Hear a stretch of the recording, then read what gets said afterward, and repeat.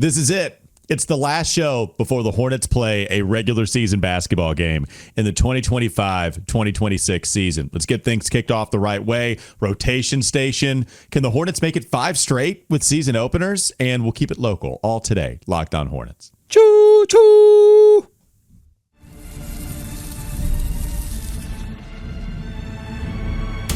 You are Locked On Hornets, your daily Charlotte Hornets podcast. Part of the Locked On Podcast Network, your team every day. In a minute, cuz we live.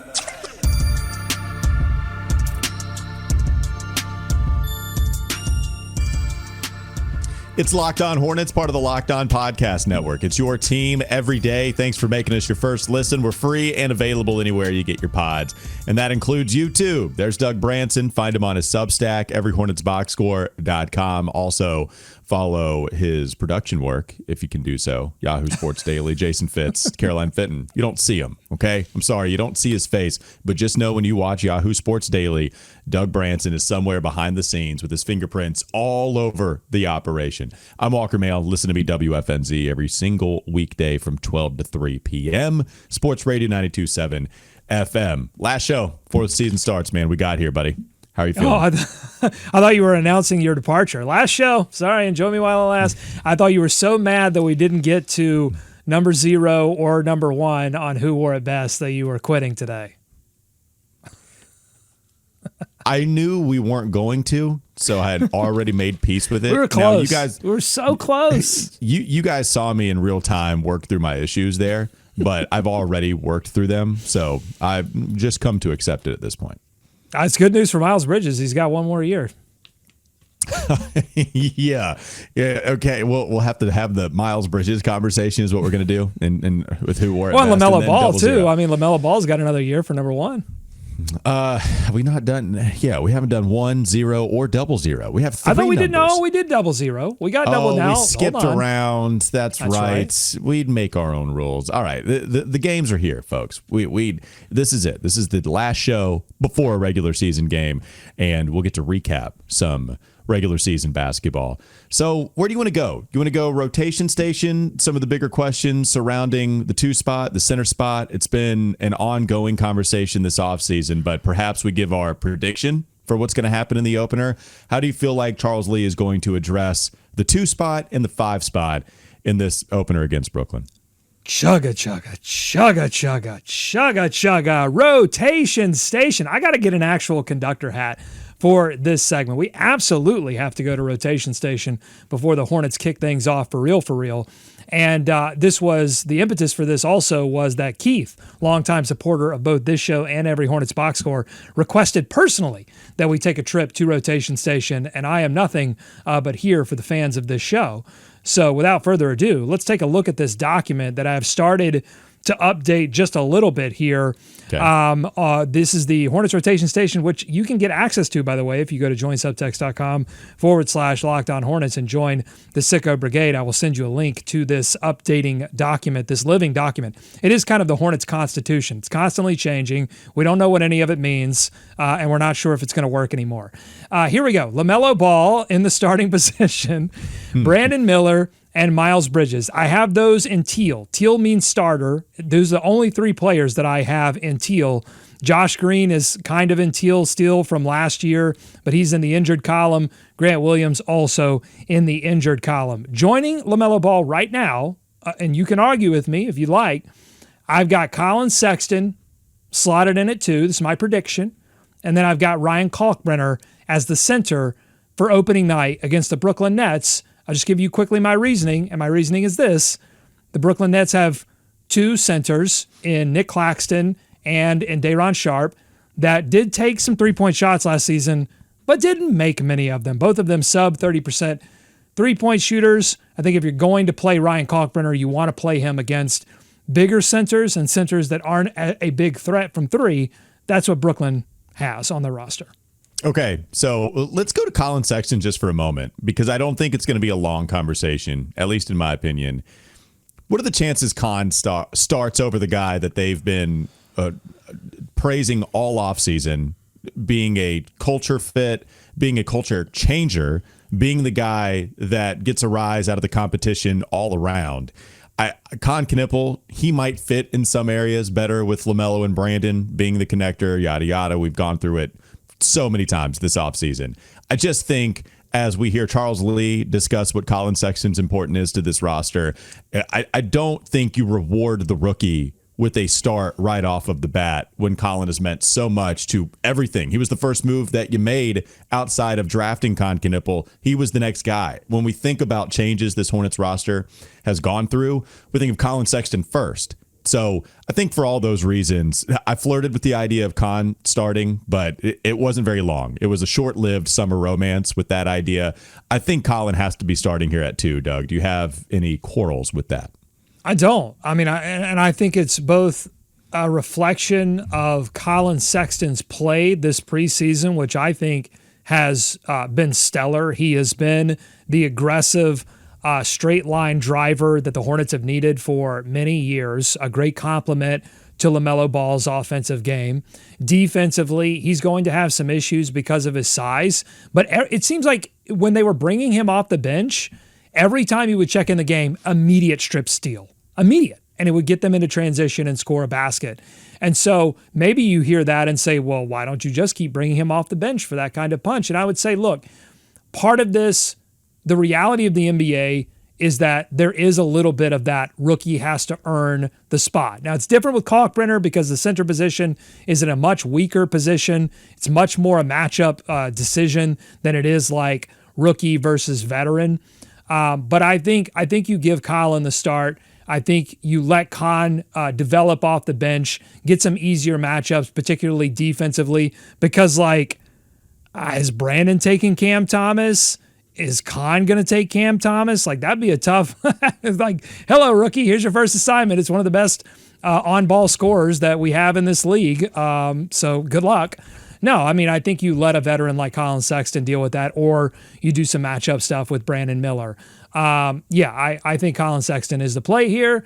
I would say, you asked me percentage-wise, I'm not going to put it at 100% because we did see Knueppel start a little bit in and so much of we haven't mentioned Trey Mann yet, and he started as well in the preseason.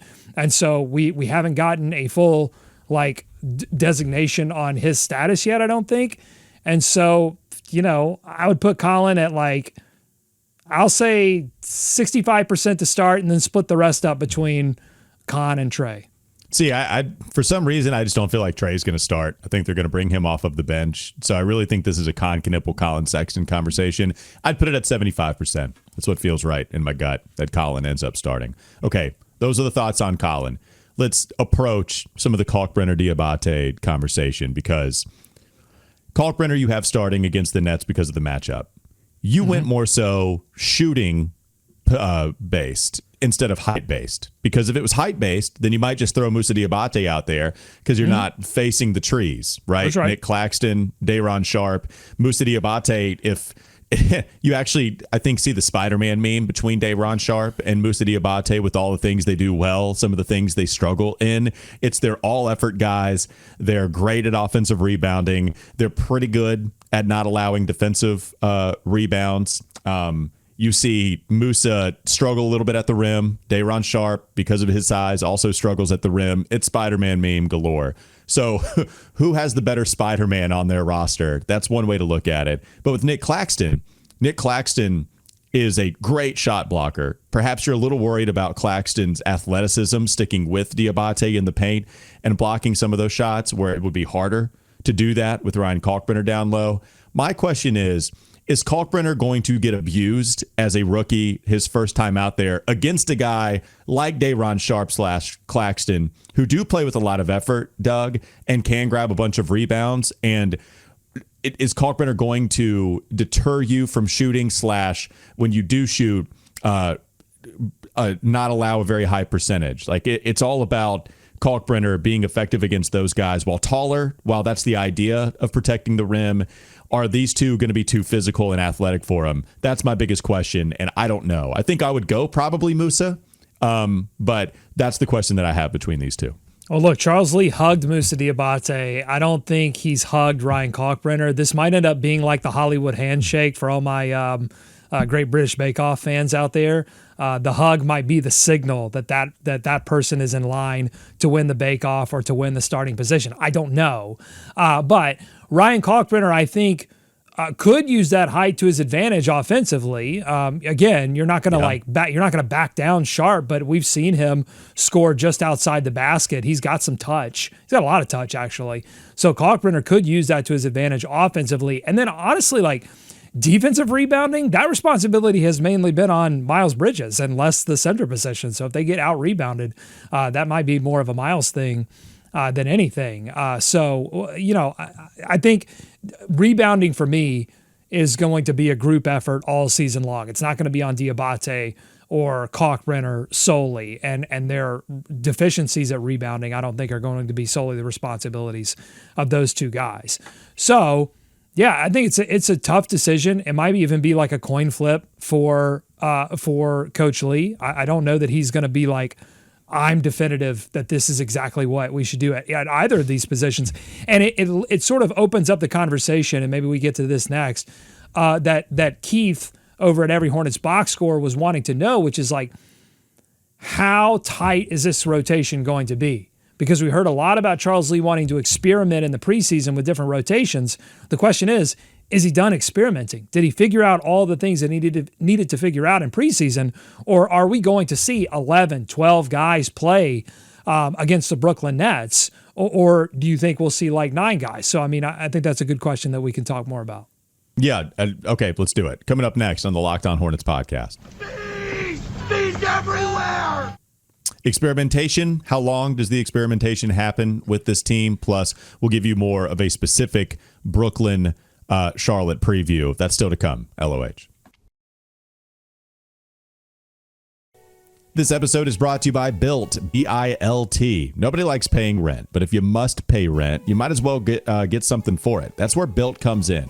Built is changing the game by turning your rent payment into real rewards you can actually use. When you pay rent through Built, you earn flexible points that can be redeemed toward hundreds of hotels and airlines, a future rent payment, your next Lyft ride, and more. But Built isn't just about rent. It's about rewarding you around your entire neighborhood. Built has made everyday life feeling more rewarding, from your neighborhood to your travel plans. So turn your rent into rewards and start earning points around your neighborhood by going to joinbuilt.com/LockedOnNBA. That's JOINBILT. Joinbuilt.com/LockedOnNBA. Make sure to use that link so they know that we sent you. This episode is also brought to you by Mint Mobile. If you're still overpaying for wireless, it's time to say yes to saying no. At Mint Mobile, their favorite word is no. No contracts, no monthly bills, no overages, no hidden fees, no BS. You can say yes to making the switch and getting premium wireless service for just $15 a month. Mint makes it simple. All plans come with high-speed data and unlimited talk and text delivered on the nation's largest 5G network. You can even bring your own phone and keep your same number and contacts. Ready to say yes to saying no? Make the switch at mintmobile.com/LockedOnNBA. That's mintmobile.com/LockedOnNBA. Front payment of $45 required, equivalent to $15 a month. Limited time new customer offer for the first 3 months only. Speeds may slow above 35 gigabytes on unlimited plan. Taxes and fees extra. See Mint Mobile for details. More Locked On Hornets ahead.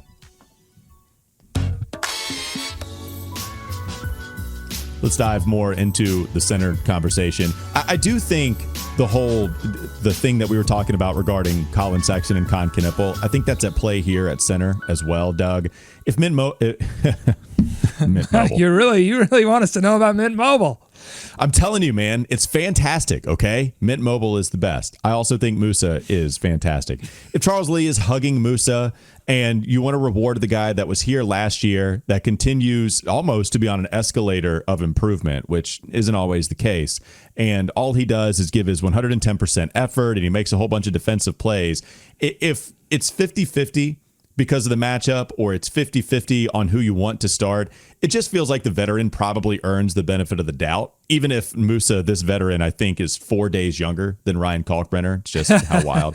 Kalkbrenner's been in college basketball forever.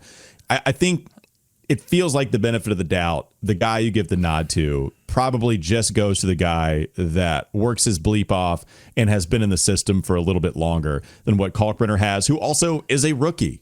So feels like maybe that's part of the reason that Musa would be my favorite to land the starting center spot in game one, and then Charles Lee will experiment as the season goes on. Yeah, that's what makes both of these decisions really interesting, is that there aren't really as many political angles to take here, because Colin Sexton was traded over to this team in the offseason and is on an expiring deal. Musa Diabaté is on a funky deal too. And so, it's not like these guys have big extensions or have been with the team a long, long time. And so, this really is sort of a pure basketball decision. If he wants to make it about that, he could also, Charles Lee could also make this about, hey, Colin Sexton really has come in here and been a leader, and so I want to make sure that he is given that reward of a starting position. Just a lot of different ways that he could go with this, or just make it pure basketball and pure matchups. But I think, to Keith's question that we teased at the end of the last segment, I do think that Charles Lee is going to open up this rotation early in the season while Josh Green and Grant Williams recover from their respective injuries. So I have in my reserve column, I do have Trey Mann, I've got Liam McNeely, I've got Knueppel, Tijan Salan, and Musa Diabaté. To me, all 10 of those guys, I would be shocked if only 9 guys played. I mean, I could see 10 guys playing. I could see 11. I mean, I could see some Sion James moments late, maybe in the second half. If you need somebody, if Cam Thomas is going off and you want somebody to come in and try to slow him down, I could totally see that. I don't see Pat Connaughton playing. I don't see KJ Simpson playing. Maybe Musa, or maybe I just did it. I didn't go Mint Mobile, but I went Musa instead of Mason. Mm-hmm. I could see Mason if things do go terribly wrong for Kalkbrenner or Diabaté, although I don't think it's going to go wrong for Diabaté. But if things go wrong for Kalkbrenner, I could see some Mason Plumlee minutes. So that's just kind of my read on the current situation with the roster.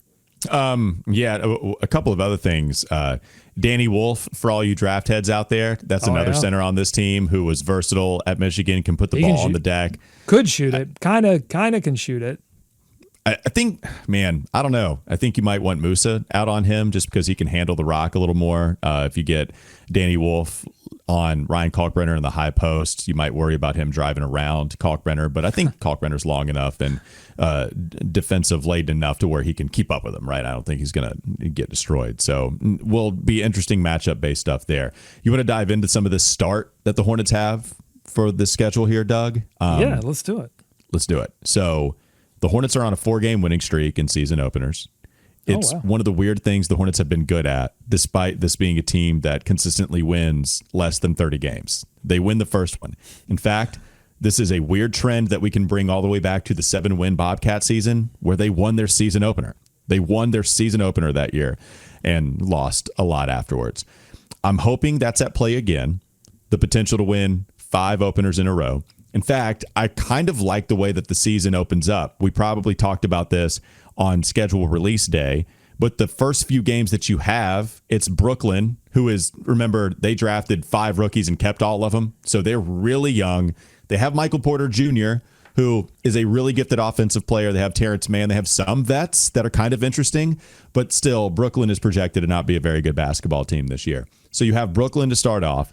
Then you're on the road for the next 3 games, but you're on the road against Philly, who's injured again, Washington, which should be good for us, except we lose to them all the time. I'm hoping this is the year where we can get rid of that bad Washington juju.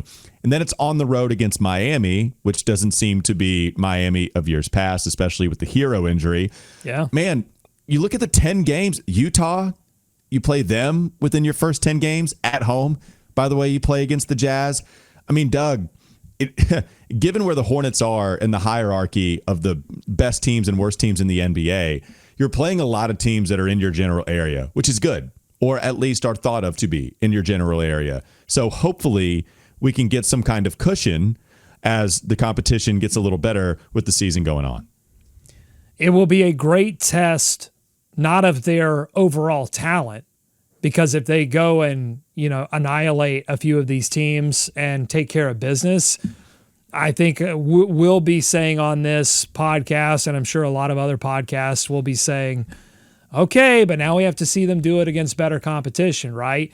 It will be a test of their seriousness, something we've complimented them on a lot this offseason, and their preparedness, something that I feel like Charles Lee has complimented them on a lot this offseason.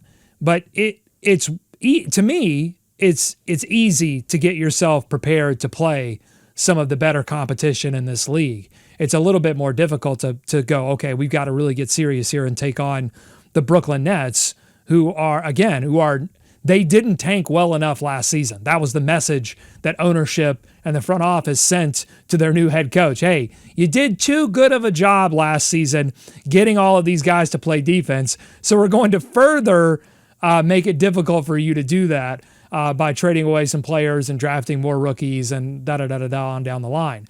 So can they play some of these unserious teams in a serious way? That will be what I'll have my eye on in this opening stretch of the season. But they've got all the opportunities in the world. Yeah, once they get to November, usually after the first 5 games, that's when they start to lose a lot more than they win. But they hold on in these last couple of years to where, okay, we're 2-2. You win the first game, you lose the second, and you hover around 500 for the first 5. Then you start losing quite a bit. Perhaps this breaks that trend, given the way the schedule is set up. Well, so I would account for that in a few ways. One, apart from I'm sure I'm going to miss a few because there have been a lot of injuries, but the one that comes immediately to mind that was in the preseason was, I think there were 2 preseason LaMelo injuries. There was one against the Wizards and I think one against Memphis.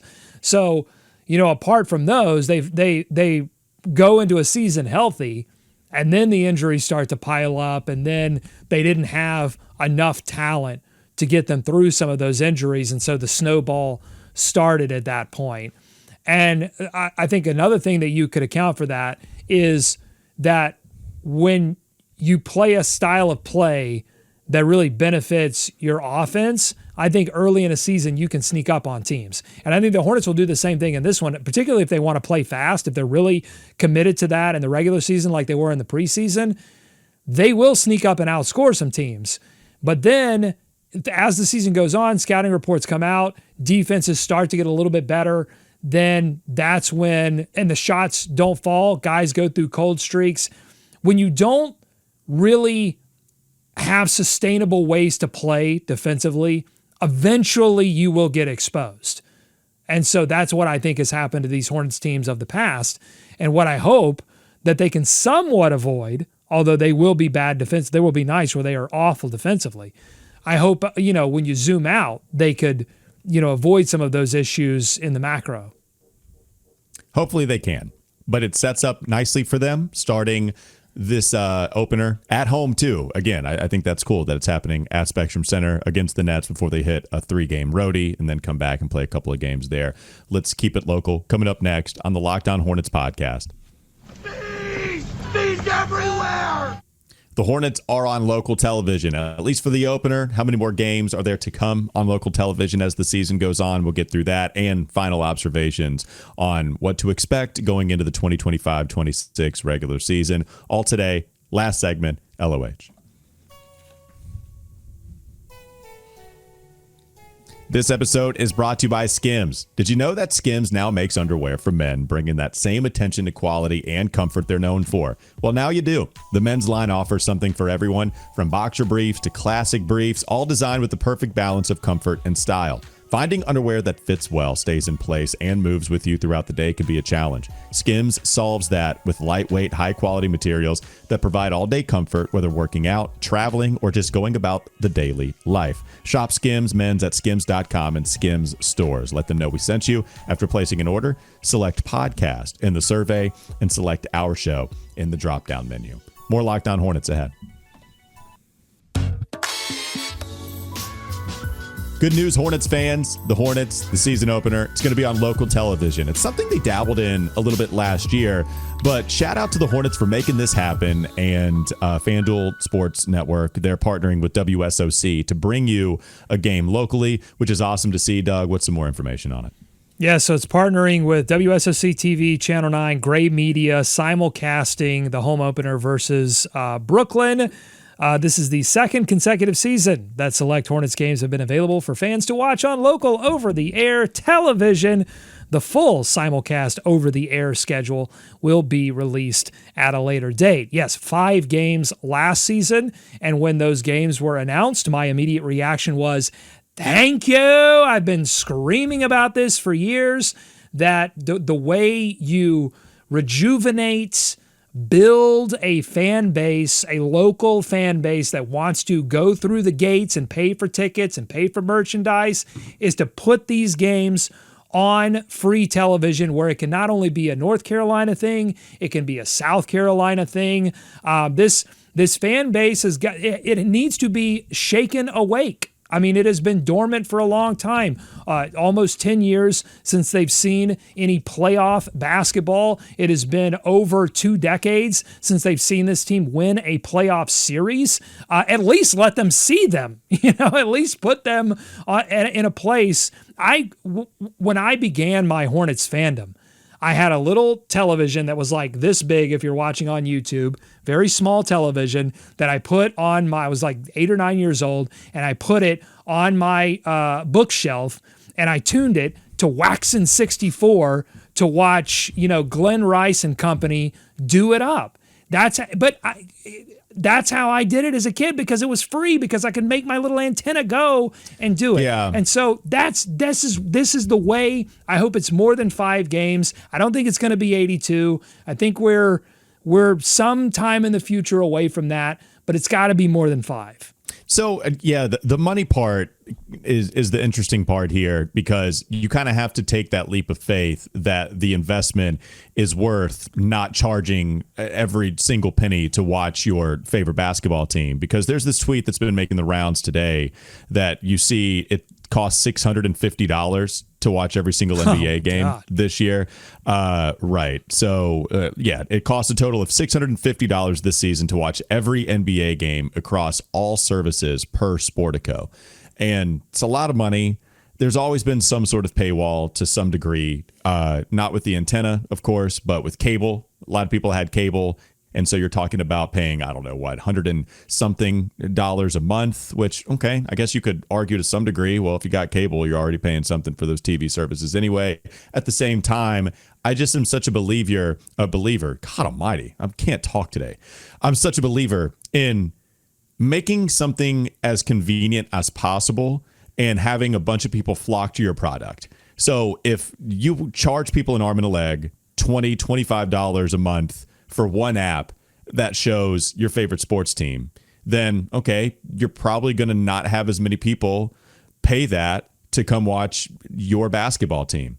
If you put it in front of their face and you put it on local television where it's easy enough for these people to watch, then you're trying, I think the argument is to make the investment that these people are going to be lifelong fans. And it's because it's something, I'm scrolling here at 7 o'clock after a hard work day. Oh, Hornets are on? Okay, cool. Yeah, I'll go ahead and watch it. I don't have anything else to watch. And then you become a fan of LaMelo because he gives you one behind-the-back pass.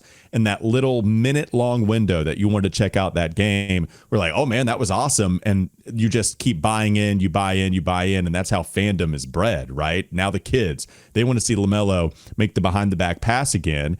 And that never happens if you're talking about the parents needing to pay $25 a month and they just decide not to. So now you go to something different and whenever you're surfing channels at 7 o'clock. So anyways, I don't know how the money works and all of that. I don't know what the studies are with that. I have to imagine they've got some sort of studies, but to me, it just seems simple in trying to make it as convenient as possible for fans to flock to your product. And this does a pretty good job of going away from your fans as much as possible. This, to me, is not a Hornets problem. This is an NBA problem. And I think Adam Silver knows it, and I think the NBA knows it, and I think they're working on it. because the RSN model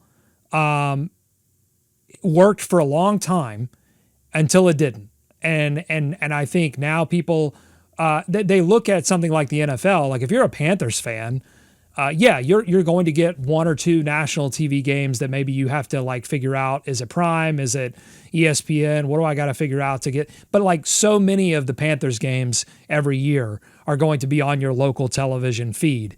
It is easy to freely watch them. With the NBA, it's a lot different. I mean, finding a bar that even has League Pass is somewhat of a challenge, I know, for Hornets fans.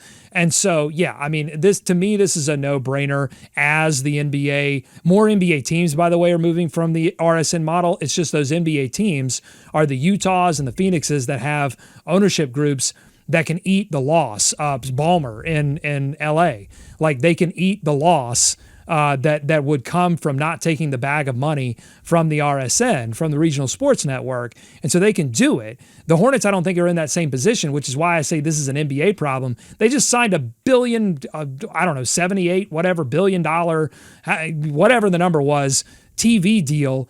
They've got to figure out a way to get some of these other franchises to make more of their games available on television, whether that's revenue share or whatever, or some kind of incentive program to help these teams do it, so that it's more than an experiment. It's an opportunity for all fans to engage with this team, and so that the next 8 or 9-year-old Doug Branson can tune in and become a fan and become a podcaster. Right. But I'm just warning you, future Doug Branson, if you do that, you're now my competitor and I will crush you.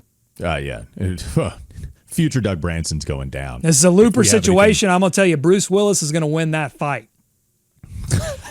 That'll do it for Locked On Hornets. Thanks for making us your first listen. Come at me! Available anywhere you get your pods. That includes YouTube. Doug Branson, present Doug Branson, everyhornetsboxscore.com. Also, catch him producing Yahoo Sports Daily with Jason Fitz and Caroline Fitton. I'm Walker Mail. Listen to me, WFNZ, every weekday from 12 to 3 p.m. It's a recap show coming up next. Can't believe it. Next time we'll be on these airwaves. Let's go. Yep, we'll be recapping the Hornets.